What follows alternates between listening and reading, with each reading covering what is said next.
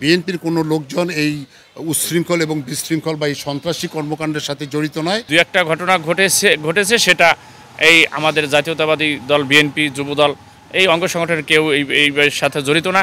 এটা কিছু সুবিধাবাদী এবং সন্ত্রাসী প্রকৃতির দুর্বৃত্ত আছে যাদের কাজে এইটা, তারা এই আওয়ামী লীগের সরকারের আমলেও তারা করছে। আইন শৃঙ্খলা পরিস্থিতি উন্নতি করার জন্যে আমাদের যার যার অবস্থান থেকে একদম সর্বশেষ যতটুকু চেষ্টা করা প্রয়োজন আমরা করে যাব। জামাতের অঙ্গ সংগঠন শিবির এরাও এর সাথে জড়িত হন। এরা কারা করছে? এরা হচ্ছে যারা আওয়ামী লীগ দল থাকা অবস্থায় বিভিন্ন এই দলের ভিতরে কিছু গ্রুপ ছিল, কিছু সরকার থেকে সুবিধা বঞ্চিত কিছু লোক ছিল, এরা ক্ষোভে বিক্ষোভে এরা অতিরিক্তভাবে এই হামলাগুলো করছে। এই সরকারের পতন হওয়ার পরে বাংলাদেশের মানুষ স্বস্তিতে আছে। বিশেষ করে আমরা লক্ষ্য করেছি সারা বাংলাদেশেই মানুষ আনন্দ উল্লাস করছে। শরীয়তপুরের আইন শৃঙ্খলা এখন বেশ ভালো, হ্যাঁ, শহরের পরিস্থিতিও ভালো। সম্প্রতি আমাদের জেলা প্রশাসক মহোদয় এবং পুলিশ সুপার মহোদয় আমাদের শরীয়তপুর জেলা বিএনপি নেতৃবৃন্দ সহ সকল দলের নেতৃবৃন্দদের ডেকেছিলেন এবং উনি আমাদের সাথে আলোচনা করেছেন। আমরা নীতিগতভাবে সিদ্ধান্ত নিয়েছি যে শহরের আইন শৃঙ্খলা রক্ষার্থে আমরা লোকাল প্রশাসনের পাশাপাশি আমরা বিএনপির নেতৃবৃন্দ এবং বিএনপির কর্মী যারা আছি আমরা কাজ করে যাব এবং আমরা প্রশাসনকে সহযোগিতা করব। দুই একটা বিচ্ছিন্ন ঘটনা শহরে ঘটেছে, এটা অস্বীকার করার সুযোগ নেই, বাট সেই দায় বিএনপি নয়। বিএনপির কোনো লোকজন এই উচ্ছৃঙ্খল এবং বিশৃঙ্খল বা এই সন্ত্রাসী কর্মকাণ্ডের সাথে জড়িত নয়। কিছু উৎসুক জনতা যাদেরকে বিগত দিনে আমরা দেখেছি যে এরাই শহরে গত সরকারের আমলে এরাই শহরে বিশৃঙ্খলা সৃষ্টি করত এবং এরাই শহরে দেখতাম যে রান্দা স্যান্দা নিয়ে শহরে ঘুরে বেড়াতো, তারাই এই উচ্ছৃঙ্খল কর্মকাণ্ডগুলো করেছে। বাট বিএনপির কোনো লোকজন এই কর্মকাণ্ডের সাথে জড়িত না এবং এই কর্মকাণ্ডের দায় বিএনপি নেবে না। আমরা সংখ্যালঘুদের নিরাপত্তার জন্য আমরা কাজ করে যাচ্ছি। আমরা বিশেষ করে বিএনপির যারা নেতাকর্মী আছি আমরা প্রত্যেক পাড়া মহল্লায় গিয়ে আমরা সংখ্যালঘু সম্প্রদায়কে নির্ভয় দিয়েছি এবং বাড়ি বাড়ি গিয়ে তাদের খোঁজ নিয়েছি। আমাদের ছেলেমেয়েরা মন্দির পাহারা দিচ্ছে যাতে কেউ বিশৃঙ্খলা করতে না পারে এবং তারা যাতে নির্বিঘ্নে তাদের ব্যবসা প্রতিষ্ঠানে আসতে পারে এবং স্বাভাবিক জীবনযাপন করতে পারে, সেজন্য আমরা জেলা বিএনপি কাজ করে যাচ্ছি।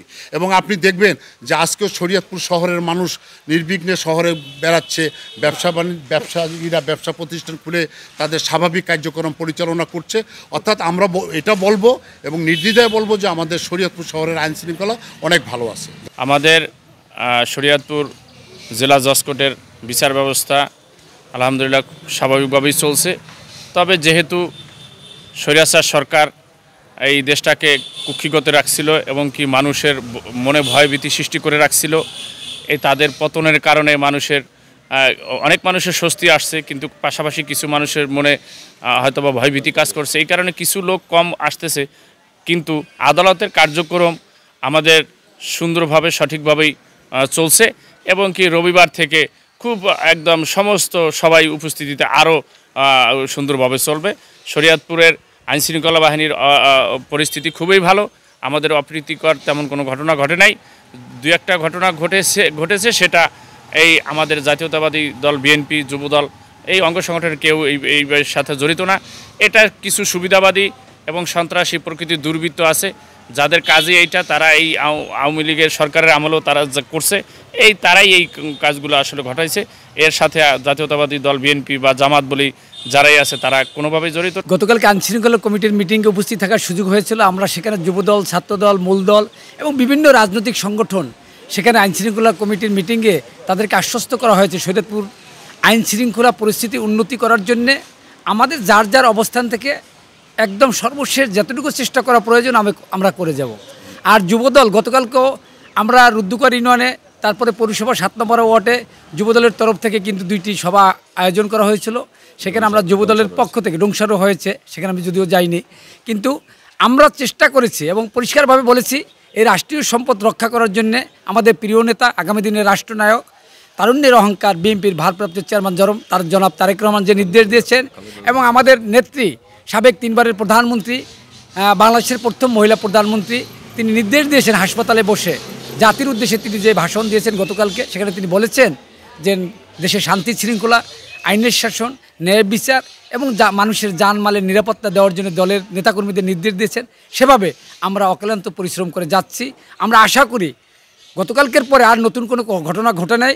আগামী দিন ইনশাল্লাহ আর কোথাও এই ধরনের কোনো ঘটনা ঘটবে না। যেটা বিগত দিনে 2 দিন হয়েছে সেটা সরকারি দলের মধ্যে তাদের মধ্যে একাধিক গ্রুপ ছিল, কোন্দলের কারণে একে অপরকে এই সুযোগটা নিয়ে হয়তো তাদেরকে কোথাও হয়তো 2-1টা ঘটনা ঘটছে। স্বৈরাচার দেশ ত্যাগ করার পরে দেশের বিভিন্ন জায়গায় বিভিন্ন স্থানে কিছু অনাকাঙ্ক্ষিত কিছু হামলা হচ্ছে, যে হামলায় করছে যারা হচ্ছে অতি উৎসাহী এবং সুবিধাবাদী লোকজন। এখানে কেউ জাতীয়তাবাদী দল বিএনপি বা বিএনপির অন্য জাতীয়তাবাদী যুবদল এবং অন্য সংগঠনের কোনো নেতাকর্মী কেউ এটার সাথে সম্পৃক্ত নয় এবং এর দায়ভারও তারা কেউ নেবে না। এবং অন্যান্য যারা বিরোধী দল রয়েছে, জামাতের অঙ্গ সংগঠন শিবির, এরাও এর সাথে জড়িত নয়। এরা কারা করছে? এরা হচ্ছে যারা আওয়ামী লীগ দল থাকা অবস্থায় বিভিন্ন এই দলের ভিতরে কিছু গ্রুপ ছিল, কিছু সরকার থেকে সুবিধা বঞ্চিত কিছু লোক ছিল। এরা ক্ষোভে বিক্ষোভে এরা অতিরিক্তভাবে এই হামলাগুলো করছে, দেশের ক্ষতি করছে, দেশের ভাবমূর্তি নষ্ট করছে। পাশাপাশি জাতীয়তাবাদী দল বিএনপির ভাবমূর্তি নষ্ট করার জন্য তারা এই ষড়যন্ত্র চালিয়ে যাচ্ছে।